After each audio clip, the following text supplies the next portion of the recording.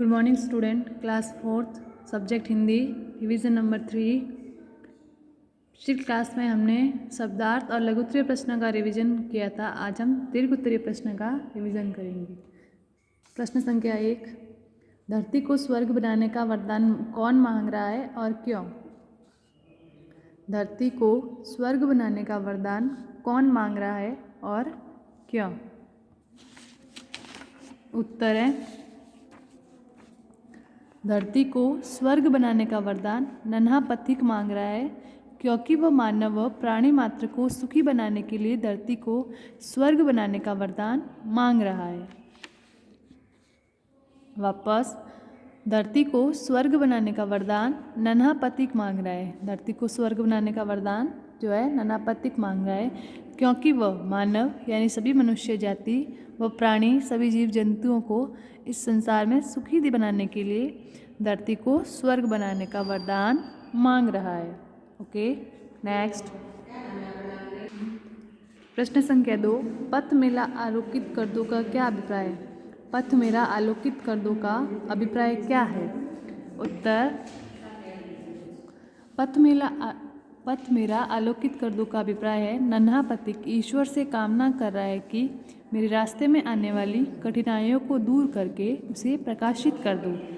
पथ मेरा आलोकित कर दो का अभिप्राय है, नन्हा पथिक जो है ईश्वर से, भगवान से ये कामना कर रहा है, ये प्रार्थना कर रहा है कि मेरे रास्ते में आने वाली सभी कठिनाइयों और बाधाओं को दूर करके उसे प्रकाशित कर दो। ओके, प्रश्न संख्या 3, नन्हे पथिक की मनोकामना क्या है? नन्हे पथिक की मनोकामना क्या है, यानी कि जो नन्हा पथिक है उसकी इच्छा या मनोकामना क्या है? उत्तर है, नन्हे पथिक की मनोकामना यह है कि उसने जितना अब तक नन्हे पथिक की मनोकामना यह है कि उसने जितना अब तक जग से पाया है उससे अधिक वह जग को देना चाहता है। वह धरती को स्वर्ग बनाना चाहता है।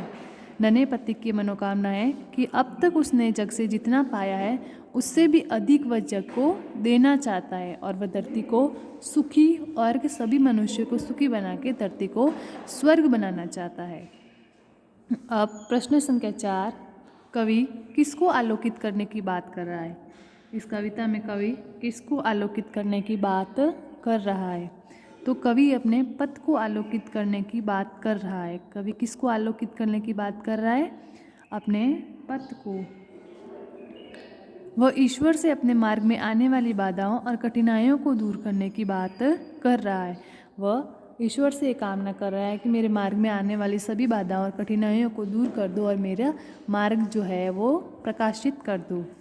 ओके, नेक्स्ट, सही उत्तर चुनकर निशान लगाओ। फर्स्ट है, बालक किससे प्रार्थना कर रहा है? बालक किससे प्रार्थना कर रहा है? गुरु से, माता से, ईश्वर से या पिता से? गुरु से, माता से, ईश्वर से या पिता से?